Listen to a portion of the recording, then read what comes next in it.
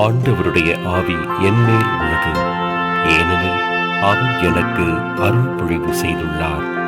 ஏழைகளுக்கு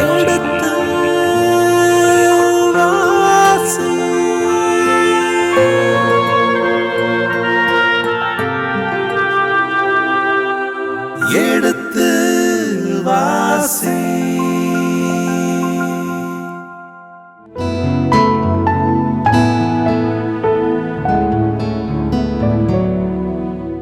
இனிய இதயங்களே, எடுத்து வாசி நிகழ்ச்சியில் நீதி தலைவர்கள் புத்தகத்துக்குண்டான விவிலிய இறை வசனங்களுக்கு செவிமடுத்துக் கொண்டிருக்கின்றோம். முந்தைய பகுதியின் தொடர்ச்சியை இன்று தொடங்குவோம். வாருங்கள் நிகழ்ச்சிகள் செல்வோம். வணக்கம் தந்தை அவர்களே. வணக்கம்.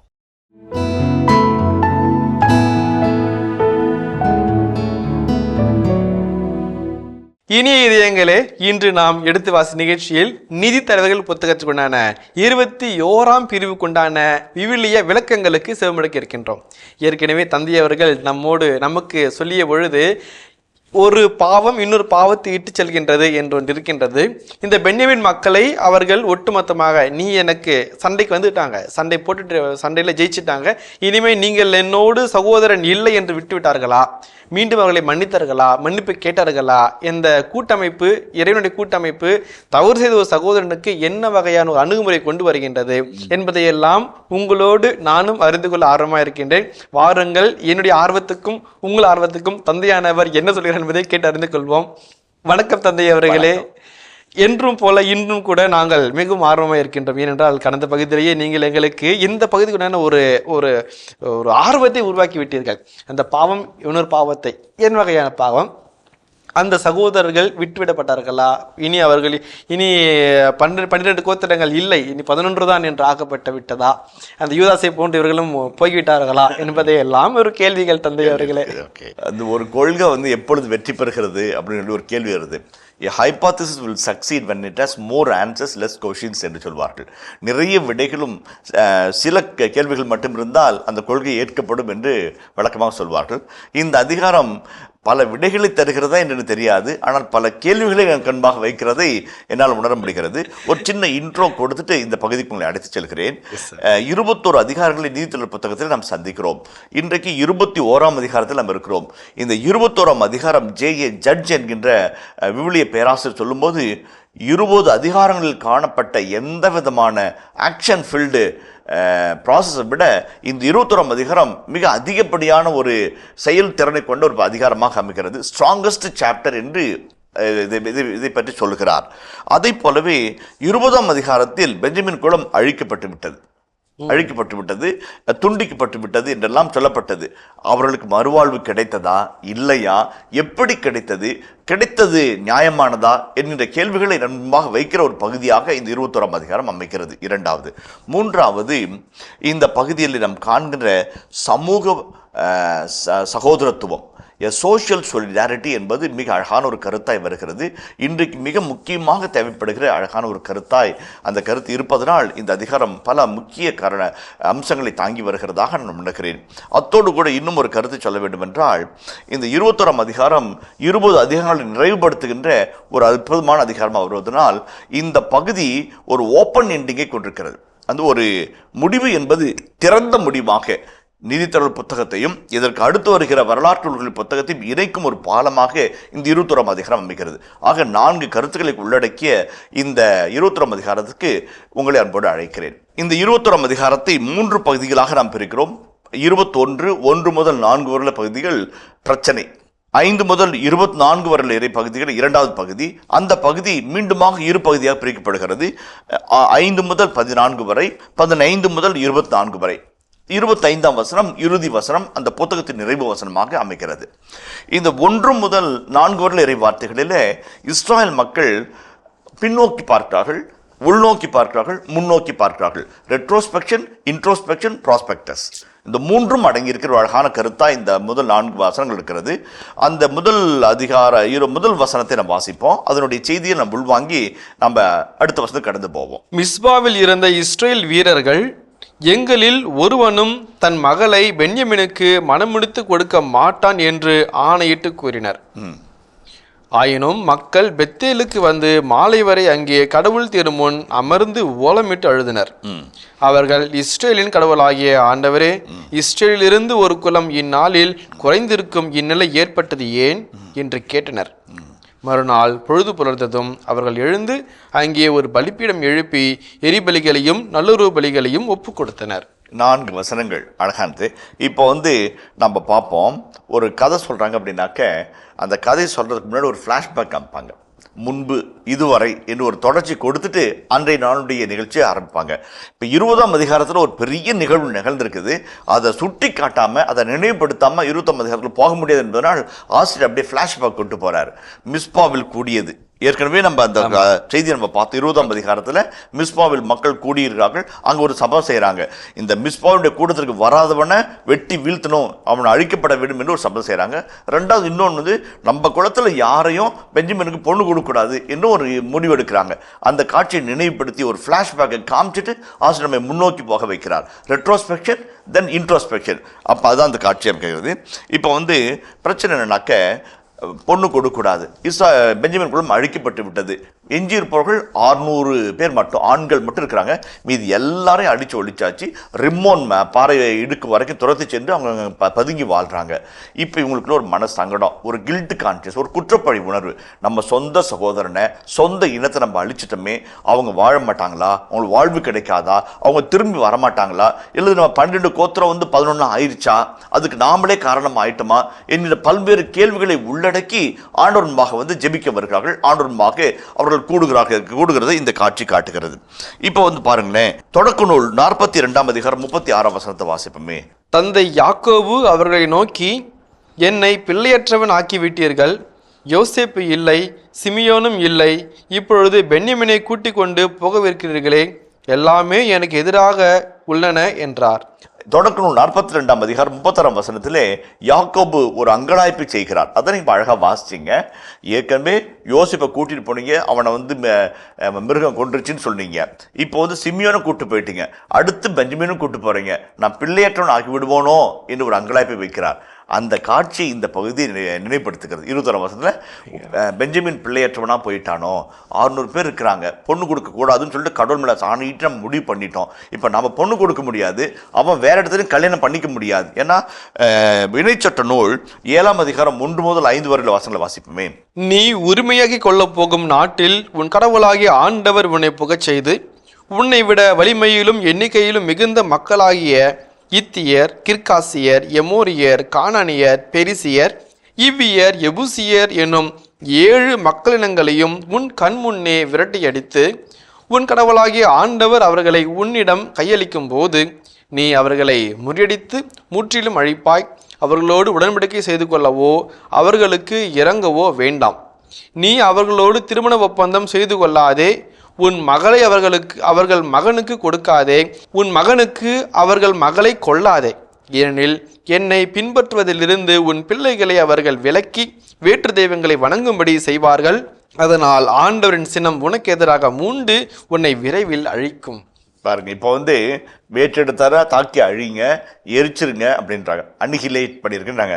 அதே மாதிரி உன் பொண்ணு அங்கே கொடுக்கவோ அல்லது அவங்க பொண்ணு அவன் பையனுக்கு எடுக்கவோ கூடாதுன்னு சட்டம் சொல்லுது. இப்போ வேற்று மக்களுக்கு சொல்லப்பட்ட சட்டம் இங்கே 12 கோத்திரங்களுக்குள்ளாக வருகிறது. நம்ம 11 கோத்திரத்துலேருந்து யாரும் பெஞ்சமினுக்கு பொண்ணு கொடுக்கக்கூடாது என்று முடிவு எடுத்துட்டாங்க. அப்போ அவன் எங்கே போவான்? ஏற்கனவே வேற்று இனத்திலாம் பெண் எடுக்கக்கூடாதுன்னு ஒரு சட்டம் இருக்குது. சொந்த ஊர்லையும் பெண் எடுக்கக்கூடாது. அப்போ 600 பேரும் பிரம்மச்சாரியில் வாழ்கிறதா, அல்லது வேற்றினத்திற்கு பெண் எடுத்து தங்களுடைய குலத்தினுடைய அந்த தூய்மையை கெடுப்பதா? இதெல்லாம் ஒரு பெரிய கிரைசிஸ். அதான் இந்த பகுதி அழகாக சுட்டி காட்டுது. ஒரு சின்ன பிரச்சனையில் மாட்டிக்கிட்டோம். நம்ம சாமியோடைய வாக்கு கொடுத்தோம், அந்த வாக்கு நம்மளால மீற முடியாது, அவனாலும் ஒன்றும் செய்ய முடியாமல் இருக்கிறான். இந்த பிரச்சனைக்கு என்ன சொல்யூஷனு என்கின்ற ஒரு கேள்வியை ஒரு இன்ட்ரோஸ்பெக்ட் பண்ணி முன்னோக்கி பார்க்க சொல்லி அழைக்குது. இந்த பகுதி அழகாக அழைக்குது. இப்போ நம்மளுக்கு பிரச்சனை என்னன்னு தெரியுது. இப்போ எஞ்சி இருக்கிறவங்க 600 பேர், அவங்க அழிவாங்களா வாழ்வாங்களா? அவங்களுக்கு யார் பொண்ணு கொடுப்பா? ஆண்டோர் பேரில் ஆணையிட்டு நேர்த்தி செய்கிறாங்க, வாக்கு கொடுக்குறாங்க, பொண்ணு கொடுக்க மாட்டேன்னு. இதை மீறலாமா, மீற முடியாதா? இதுக்கு ஏதாவது நிவாரணம் இருக்குதா? இதுதான் இந்த பகுதியினுடைய அழகான ஒரு புதிரான ஆரம்பம் என்பதை நாம் புரிந்து கொள்ள வேண்டும். இப்போ நம்ம பார்க்குமே, இப்போ 21ஆம் அதிகாரம் 2ஆம் வசனத்தை வாசிப்போம். ஆயினும் மக்கள் பெத்தேலுக்கு வந்து மாலை வரை அங்கே கடவுள் திருமுன் அமர்ந்து ஓலமிட்டு அழுதனர். இந்த 2-3 வசனங்கள் ஒரு அழகான சகோதரத்துவத்தை படம் பிடித்து காட்டுகிறது. சொந்த சகோதரனோ சகோதரியோ குடும்ப நபரோ இறந்தால் எப்படி சாம்பலை பூசி சாக்கு உடுத்தி தரையில் உட்கார்ந்து மாறில் அடுத்து அழுது புலம்பி ஜெபித்து ஆண்டோட மன்றாடுவோமோ அதை போன்ற ஒரு காட்சி இந்த பகுதி நமக்கு கண்பாக படம் பிடிக்கிறது. அப்போ அநீதியமாக பழிவாங்கப்பட்டாலும் அவர்களுக்காக வருத்தப்படுகிற, அவர்களுக்காக கழிவிறக்கம் கொள்கிற ஒரு சமூக நேயம் கொண்ட சமூகத்தை இரண்டாக கூட்டியிருக்கிறதை நாம் பார்க்கிறோம். அது அழகான ஒரு காட்சி. இரண்டாவது, அவர்களுடைய புலம்பல் எதை குறித்து காட்டுகின்றால் ஒரு துக்கத்திற்கான புலம்பல் அல்லது ஈமச்சடங்கிற்கான புலம்பல் என்று விவிலியவர்கள் சொல்கிறாங்க. அது ஃபியூனரல் டிர்ஜ் என்று சொல்வார்கள். அப்படிப்பட்ட ஒரு புலம்பல் அவர்கள் அங்கே மேற்கொள்கிறார்கள். அதே போலவே 20ஆம் அதிகாரம் 26ஆம் வசனத்தை வாசிப்போமே. இஸ்ரேல் மக்கள் அனைவரும் பெத்தேலுக்கு வந்து அழுதனர். அங்கே ஆண்டவர் திருமுன் அமர்ந்து அன்று மாலை வரை உண்ணா நோன்பு இருந்தனர். மேலும் அவர்கள் எரிபலிகளையும் நல்லுறவு பலிகளையும் ஒப்பு கொடுத்தனர். 20-26 அதே காட்சி தான் இங்கேயும் வருது இல்லைங்களா? அங்க வந்து போருக்கு முன்னாடி, இது போருக்கு பின்னாடி. போருக்கு முன்னாடி கடவுளுடைய திருவுளத்தை தெரிய, போருக்கு பிற்பாடு தப்பு பண்ணிட்டோமோ அல்லது சரியாதான் பண்ணமோ, ஆண்டவர் நம்முடைய திருவுளம் என்ன என்று கேட்க இங்கே கூடுகிறார்கள். இந்த இறைவன் கூடி வருகிற 11 கோத்திரங்களுடைய செயல்பாடு, உண்ணா நோன்பிருந்து அழுது புலம்பி இறைவனுடைய திருவுளத்தை கேட்கிற ஒரு காட்சியானது ஒரு ஈமச்சடங்கினுடைய புலம்பலை சுட்டி காட்டுவதாக விவிலிய பேராசிரியர்கள் சொல்லுகிறார்கள். குறிப்பாக எ ஃபியூனரல் டிர்ஜ் என்று சொல்வார்கள். அப்படிப்பட்ட ஒரு காட்சி கண்பாக படம் பிடிக்கிறது. இவர்களுடைய வார்த்தை இல்லாத செயல்பாடு 3 கேள்விகளை நம் முன்பாக எழுப்புகிறது. ஒன்று, அவருடைய செயல்பாடு எதை சுட்டி காட்டுகிறது? ஆண்டவரே, இந்த பெஞ்சமின் குலத்துக்கு எதிராக சண்டை போட்டோம், எல்லாத்தையும் தாக்கி அழிச்சிட்டோம், நகர தீக்கிரை ஆக்கிட்டோம், ஆடு மாட்டில் வெட்டி கொன்னுட்டோம், மிஞ்சி இருப்பது 600 பசங்க மட்டும்தான் இருக்கிறாங்க, அவங்களுக்கு பொண்ணு கொடுக்கணும்னு நாங்கள் முடிவு பண்ணிட்டோம். இப்போ வந்து தப்பா ரைட்டான்னு தெரியலைங்க, நீங்கள் என்ன சொல்கிறீங்க கேட்குற முதல் கேள்வி. இரண்டாவது, இந்த சிக்கலிலிருந்து எப்படி மீண்டு வருவது? இரண்டாவது. மூன்றாவது, இதே மாதிரி எங்களுக்கு நடந்துச்சுன்னா எப்படி நாங்கள் அதை தவிர்க்கிறது என்கிற 3 கேள்விகளை இந்த காட்சி சொல்லாமல் நம்மை பார்த்து கேட்கிறது. அதற்கான விடை எங்கே தேடுவது? பின்னாட்களில் ஆசிரியர் அழகாக அதை விவரித்து சொல்வார். அந்த விடை வந்து கடவுளிடமிருந்து வரவில்லை என்பதுதான் அழகான செய்தி. கடவுள் பதில் சொல்லலை, ஒரு மௌனம் கேட்கிறார். அதான் ஒரு ஆசிரியர், விவிலிய பேராசிரியர் சொல்லும்போது சொல்லுவார், இந்த இடத்தில் கடவுள் காட்டுகிற மௌனம் நம்மை அதிர்ச்சிக்குள்ளாக்குகிறது என்று சொல்வார். ஒரு சிக்கல், ஒரு பிரச்சனை, ஒரு ப்ராப்ளம், ஒரு கிரைசிஸ், எங்கே கடவுள் பேசலையே, ஏன் பேசல, அவருடைய திட்டம் என்ன என்று ஒரு கேள்வி நம்ம முன்பாக எழுப்பிவிட்டு கடவுளின் மௌனம் நம்மை சிந்திக்க வைக்கிறது என்று ஒரு அடிக்கோடிட்டு அவர் சொல்வார். இப்போ 3 நேர்மறை கருத்துக்கள் நம்ம பார்த்தோம். எதிர்மறையாக 2 கேள்விகளையும் இந்த பகுதியில் நம்ம சந்திக்கலாம். ஒன்று, இவங்க ஆண்டவரை பார்த்து கேட்கறது, அழுறது, புலம்புறது, கடவுளுடைய குரலுக்காக காத்திருக்கிறது ஒரு எதிர்மறையான ஒரு கருத்தையும் உள்ளடக்கிறதுக்காக விழிவர்கள் சொல்கிறாங்க. ஒன்று, ஆண்டவரே உங்கள்கிட்ட வந்தோம், கேட்டோம், போருக்கு போனோம், இப்போ பிரச்சனையில் மாட்டிக்கிட்டோம், ஏன் இப்படி பண்ணிட்டீங்க, பிரச்சனை போய் மாட்ட விட்டீங்களே என்கிற ஒரு எதிர்ப்பு குரலாகவும் பார்க்கலாம். இரண்டாவது, ஆண்டவர் நாங்கள் பேசுகிறோமில்ல, நீங்களும் தானே பதில் சொன்னீங்க, போன்னு சொன்னீங்கல்ல, நாங்கள் போகும்போது என் கூட வந்தீங்கல்ல, நாங்கள் போராடும் போது எங்களுக்கு பலம் கொடுத்தீங்கல்ல, இப்போ பிரச்சனை ஆயிடுச்சே, எங்கே இருக்கிறீங்க என்கிற ஒரு கேள்வியும் நம்ம முன்பாக எழுப்பதாக ஆசிரியர் நமக்கு மறைமுகமாக சுட்டி காட்டுகிறார். ஆக நேர்மறையாக 3 கேள்விகள், எதிர்மறையாக 2 கேள்விகள், இந்த 5 கேள்விகளின் உள்ளடக்கமாக 2ஆம் 3ஆம் வசனம் அமைக்கிறது. 4ஆம் வசனத்துக்கு போவோமே. மறுநாள் பொழுது புலர்ந்ததும் அவர்கள் எழுந்து அங்கே ஒரு பலிப்பீடம் எழுப்பி எரிபலிகளையும் நல்லுறவு பலிகளையும் ஒப்பு கொடுத்தனர். இந்த எரிபலி என்பது ஹோலோகாஸ்ட், தகன பலி என்று பழைய மொழிபெயர்ப்பில் இருக்கிறது. நல்லுறவு பலி என்பது பீஸ் ஆஃபரிங், இறைவனோடு கொண்ட நல்ல உறவை உறுதிப்படுத்துவதற்காக, அவருடைய கோபத்திலிருந்து அவரை சமாதானப்படுத்துவதற்காக போடுகிற பலிகள் என்று பழைய ஏற்பாட்டில் நம்ம வாசிக்கிறோம். அந்த பலிகளை செலுத்துறாங்க. அப்பவும் கடவுளிடமிருந்து பதில் வரல. அப்போ 5ஆம் வசனத்தில் அவங்க என்ன பண்ணாங்க என்பதை ஆசிரியர் நமக்கு அழகாய் படம் பிடிக்கிறார். 5ஆம் வசனத்திலிருந்து 14ஆம் வசனம் வரைக்கும் ஒரு பகுதி, 15ஆம் வசனத்திலிருந்து 24ஆம் வரைக்கும் 2வது பகுதி. 2 நிகழ்வுல இந்த பகுதி செயல்படுகிறது. இரவு முன்பாக கூடி இறை திருவுளத்திற்காக காத்திருந்த இஸ்ராயல் மக்கள் எப்படி செயல்பட்டார்கள் என்பதை இந்த 2ஆம் பகுதி சுட்டி காட்டுகிறது. 5ஆம் வசனத்திலிருந்து 24ஆம் வசனம் பகுதிகள் எதை சுட்டி காட்டுகிறது? பெஞ்சமின் பாதுகாக்கப்பட வேண்டுமா வேண்டாமா என்ற கேள்விக்கான விடையாக 5ஆம் வசனம் முதல் 24ஆம் வசனம் வரை அந்த செய்தி விரைவி கிடக்கிறது. இந்த 21ஆம் அதிகாரத்தின் முதல் 4 பகுதிகள் முன்னுரையாக வருவதை நாம் காண்கிறோம். பிரச்சனை, சிக்கல், கிரைசிஸ், இதை பற்றி ஒரு தெளிவான செய்தியை கொடுக்கிறது. அதில் 5 கேள்விகள், 3 நேர்மறை கேள்விகள், 2 எதிர்மறை கேள்விகள் என்று கண்டோம். இப்போ 2ஆம் பகுதி நாம் கடந்து வருகிறோம். 2ஆம் பகுதி என்பது 5ஆம் வசனத்திலிருந்து 24ஆம் வசனம் வரைக்கும் கடந்து செல்கிறது. இந்த பகுதியை நம்முடைய வசதிக்காக 2 காட்சிகளாக ஆசிரியர்கள் பிரிக்கிறார்கள். ஒன்று 5 முதல் 14 வரை உள்ள பகுதிகள். அது எதை மையமாக கொண்டிருக்கிறது? அது யாபேசு, கிலியாத் யாபேசு என்கிற பகுதியில் இருக்கிற மக்களை தாக்கி அவருடைய பெண்களை கவர்ந்து கொள்ளுதல். அது முதல் காட்சி. 2வது காட்சி 15 முதல் 24 வரை இறைவசனங்களிலே சீலோவில் நடமாடும் பெண்களை கவர்தல். 2 இடங்களிலும் பெண்கள் அப்டக்ட் பண்றாங்க, கவர்ந்து எடுத்து செல்லப்படுகிறார்கள். 2 காட்சிகள். இந்த 2ம் அந்த 4 வசனம் சொல்லப்பட்ட சிக்கலுக்கு ஒரு தீர்வாக அமைகிறதை நாம் பார்க்கிறோம். 25ஆம் வசனம் இந்த அதிகாரத்துக்கு மட்டுமல்ல, ஒட்டுமொத்த புத்தகத்துக்குமான முடிவுரையாக 25ஆம் வசனம் வருகிறது. இதுதான் இந்த பகுதியினுடைய அமைப்பு. அந்த அமைப்பை மீண்டும் சுருக்கமாக சொல்லிடுறேன். 1 முதல் 4 முன்னுரை, 5 முதல் 24 2ஆம் பகுதி தீர்வு. இந்த தீர்வு 2 கட்டமாக சொல்லப்படுகிறது. 5 முதல் 14 வரை பகுதிகளில் கிலியாத் யாபேஸ் பகுதியை சார்ந்த பெண்ணிற்கான ஒரு தீர்வாக, 15 முதல் 24 வரை உள்ள வசனங்கள் சீலோவில் இருக்கிற பெண்ணின்படியாக தீர்வு வருவதை நாம் காண்கிறோம். இது சரியா தவறா, எப்படி இந்த தீர்வு வந்தது, இந்த தீர்வு எப்படி நியாயப்படுத்தலாம், இந்த தீர்வு நியாயமானதா, இந்த தீர்வுகளில் அடங்கி இருக்கிற ஒழுக்க கோட்பாடுகள் என்ன, இதை பற்றிய கேள்விகளுக்கான விடையை நாம் தேர்ந்து தெரிவோம். இந்த 2ஆம் பகுதியாகிய 5 முதல் 24 வசனங்கள் உள்ள பகுதியில் ஒரு வசனம் ஒரு அழகான திறவுகோல் போல் செயல்படுகிறது. அது 15ஆம் வசனம் என்று ஆசிரியர்கள் சொல்கிறார்கள். அந்த வசனத்தை வாசிச்சுட்டு இந்த 2 பகுதிகளும் தனித்தனியை பகுத்து பார்ப்போம். மக்கள் பென்யமின் புதல்வரை குறித்து மனம் வருந்தினர், ஏனெனில் ஆண்டவர் இஸ்ரேல் குலங்களில் ஒரு பிளவை ஏற்படுத்தினார். ஆண்டவர் இஸ்ரேல் குலங்களில் ஒரு பிளவை ஏற்படுத்தினார். இது உண்மையிலே கடவுள் ஏற்படுத்திய பிளவா அல்லது மனிதர்கள் ஏற்படுத்திய பிளவா, இதன் பிளவுக்கான காரணம் என்ன என்பதைத்தான் இந்த 2 பகுதிகளும் விளக்கி சொல்லுகிறது. இதுக்கு கடவுள் பொறுப்பா அல்லது மனிதர்கள் பொறுப்பா, யாரால் இந்த பிளவு வந்தது என்று ஏற்கனவே நம்ம 20ஆம் அதிகாரத்தில் பார்த்தோம். பெஞ்சமின் குலம் மற்ற குலங்கள் வந்து துண்டிக்கப்பட்டது என்ற ஒரு வார்த்தை பயன்படுத்துகிறார்கள். மிக கடுமையான வார்த்தை. அது எபிரேய மொழியிலும் ஒரு கடுமையான சொல். அதை பற்றி விளக்கத்தை பிற்பட்டு பார்ப்போம். அப்போ அந்த துண்டிப்பு காரணம் கடவுள் தானா என்ற ஒரு கேள்வியோடு இந்த பகுதி ஆரம்பிக்குது. அந்த 15ஆம் வசனம் வரைக்கும் நம்மளுக்கு யாராலப்பா இது வந்துச்சு என்கிற ஒரு கேள்வி மக்களாக வருகிறது. 15ஆம் வசனத்தில் ஆசிரியர் அப்படியே நைஸாக ஒரு வசனத்தை உள்ள விடுறாரு.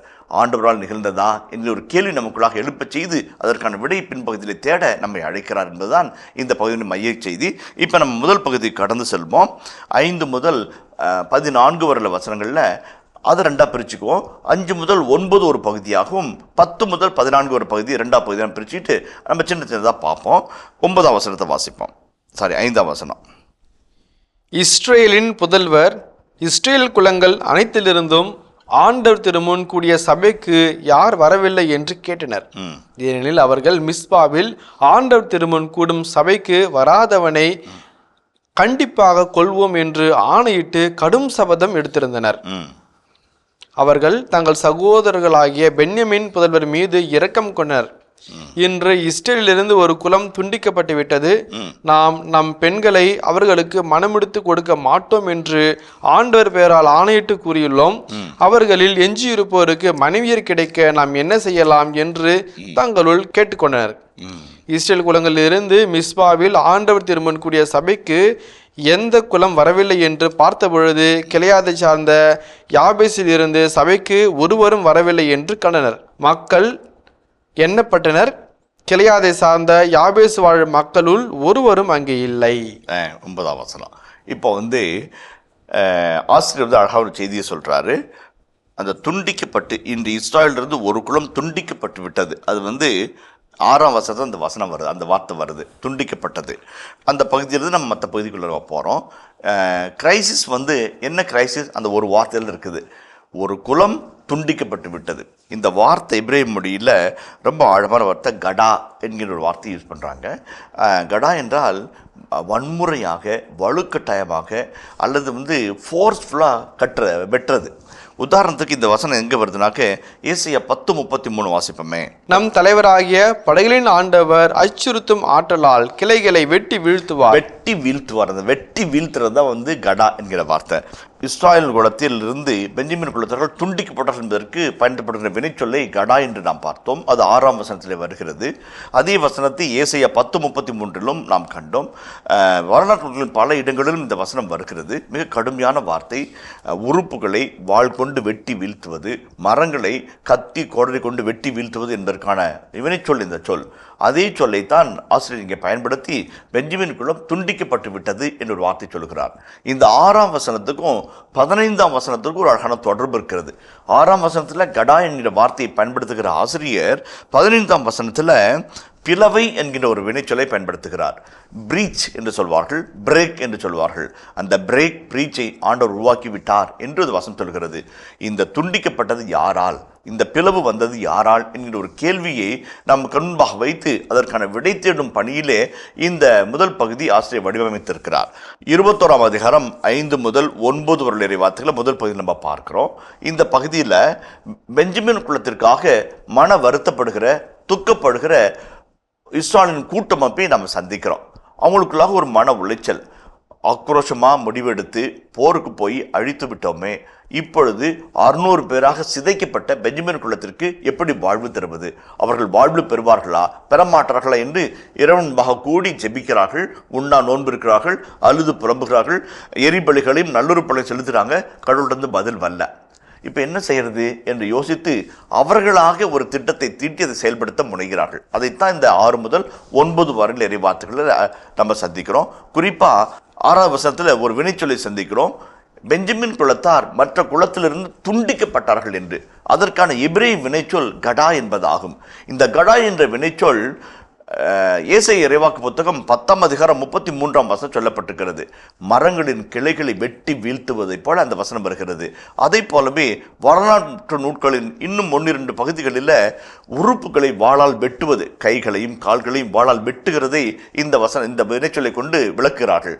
அப்படி கொடுமையான வன்முறைக்குட்பட்ட ஒரு வார்த்தை அந்த வினைச்சொல். அந்த வார்த்தையை பெஞ்சமின் குலம் தனித்து விடப்பட்டதற்கு ஒப்பீடாக சொல்லப்படுகிறது. அதுதான் இந்த காட்டினுடைய அழகான ஒரு அருமையான செய்தி. இப்ப இந்த பிரச்சனை எப்படி சால்வ் பண்றது? 3 வகையான குழப்பங்கள் இருக்கிறது. ஒன்று, மிஸ்பாவிலே கூடிய இறை சமூகம் என்ன வாக்குறுதி கொடுக்கிறது? நம்மள யாரும் பெஞ்சமினுக்கு பொண்ணு கொடுக்க மாட்டோம். முதலாவது கருத்து. இரண்டாவது, பெஞ்சமின் இப்பொழுது தன்னந்தனியனா இருக்கிறான். 600 பேர் தான் மெஞ்சிருக்கிறாங்க. மிகப்பெரிய இனம், வலிமை வாய்ந்த இனம், ஆடவர் கூட்டமும் போர் திரளும் வாழேந்துகிற வல்லமை படைத்த ஒரு இனம் 600 பேராய் சிதைக்கப்பட்டு விட்டது. அவர்களுக்கு வாழ்வு கிடைப்பது எப்படி? இரண்டாவது. மூன்றாவது, இணைச்சட்ட நூலிலே நாம் முன்பே கண்டபடி வேற்றினத்தாரின் பொண்ணை அவன் எடுத்தல் ஆகாது. இந்த சூழலில் என்ன விடை என்பதுதான் அழகான ஒரு கேள்வியாக நம் கண்பாக எழுகிறது. அப்போ பார்க்கும்போது உதாரணத்து பாருங்களேன். இணைச்சட்ட நூல் 27:15-16 வசனம் வாசிப்போமே. இணைச்சட்ட நூல் 27:15 முதல். ஆண்டவருக்கு அருவருப்பானதும் சிற்பியின் கைவினை பொருள்களுமான வார்ப்பு சிலையையோ செதுக்கு சிலையையோ செய்து அதை மறைவாக இடத்தில் வைப்பவர் சபிக்கப்படட்டும். உடனே மக்கள் அனைவரும் பதில் மொழியாக அப்படியே ஆகட்டும் என்பர். தொடர்ந்து வாசிப்போமே. தம் தந்தையையோ தாயையோ பழிக்கிறவர் சபிக்கப்படட்டும். உடனே மக்கள் அனைவரும் அப்படியே ஆகட்டும் என்பர். தமக்கு அடுத்திருப்பவன் எல்லைக்கல்லை அப்புறப்படுத்துபவர் சபிக்கப்படட்டும். உடனே மக்கள் அனைவரும் அப்படியே ஆகட்டும் என்பர். பார்வையற்றவரை வழித்தவற செய்தவர் சபிக்கப்படட்டும். உடனே மக்கள் அனைவரும் அப்படியே ஆகட்டும் என்பர். அந்நியருக்கும் அனாதைக்கும் கைம்பெண்ணுக்கும் உரிய நீதியை புரட்டுபவர் சபிக்கப்படட்டும். உடனே மக்கள் அனைவரும் அப்படியே ஆகட்டும் என்பர். தன் தந்தையின் மனைவியோடு கூடுகிறவன் தன் தந்தைக்கு உரியவளின் உடையை திறந்ததால் சபிக்கப்படட்டும். உடனே மக்கள் அனைவரும் அப்படியே ஆகட்டும் என்பர். எந்த ஒரு விலங்கோடும் புணர்கின்றவன் சபிக்கப்படட்டும். உடனே மக்கள் அனைவரும் அப்படியே ஆகட்டும் என்பர். தன் தந்தையின் புதல்வி அல்லது தன் தாயின் புதல்வியாகிய தன் சகோதரன் கூடுகிறவன் சபிக்கப்படட்டும். உடனே மக்கள் அனைவரும் அப்படியே ஆகட்டும் என்பர். தன் மனைவியின் தாயோடு கூடுபவன் சபிக்கப்படட்டும். உடனே மக்கள் அனைவரும் அப்படியே ஆகட்டும் என்பர். தமக்கு அடுத்திருப்பவரை ஒளிந்திருத்து கொள்பவன் சபிக்கப்படட்டும். உடனே மக்கள் அனைவரும் அப்படியே ஆகட்டும் என்பர். குற்றமற்றவரை கொல்வதற்காக கையூட்டு வாங்குபவர் சபிக்கப்படட்டும். உடனே மக்கள் அனைவரும் அப்படியாகட்டும் என்பர். இச்சட்டத்தின் வார்த்தைகளை எல்லாம் கடைபிடித்து நடவாதவர் சபிக்கப்படட்டும். உடனே மக்கள் அனைவரும் அப்படியாகட்டும் என்பர். இஸ்ராயல் கோத்திரத்திலே துண்டிக்கப்பட்ட பெஞ்சமின் குலத்தில் 600 பேர் மட்டுமே இருக்கிறார்கள். இவர்கள் வாழ்வு பெறுவார்களா, இனமாக இருப்பார்களா, அல்லது அந்த இனம் அழிக்கப்பட்டு விடுமா, 12 என்பது 11 மாறிவிடுமா என்கின்ற ஒரு கேள்வியின் பின்னணியில் அவர்களுக்கு ஒரு சின்ன பிரச்சனை இருக்குது. அவளுக்கு வாழ்வு கொடுப்பதா வேண்டாமா என்கின்ற ஒரு தவிப்பில் இருக்கிறவர்களுக்கு ஒரு சின்ன பிரச்சனை. இனிய இதயங்களே, எடுத்து வாசி நிகழ்ச்சியில் நீதி தலைவர்கள் புத்தகத்துக்குண்டான விவிலிய இறை வசனங்களுக்கு செவிமடுத்துக் கொண்டிருக்கின்றோம். இதன் தொடர்ச்சியை மீண்டும் அடுத்த பகுதியில் பார்ப்போம். அதுவரை இணைந்திருங்கள். இயேசுவுக்கே புகழ், மரியே வாழ்க. இதுக்கு என்ன அர்த்தம்னாக்க, கிணறு வற்றி போன கிலியாதின் மண் பகுதி என்று யாபேசி சொல்வார்கள். ஆனால் சீலோவின் நடனமாடும் பெண்கள் என்று இந்த பகுதி குறிப்பிட்டு காட்டுகிறது.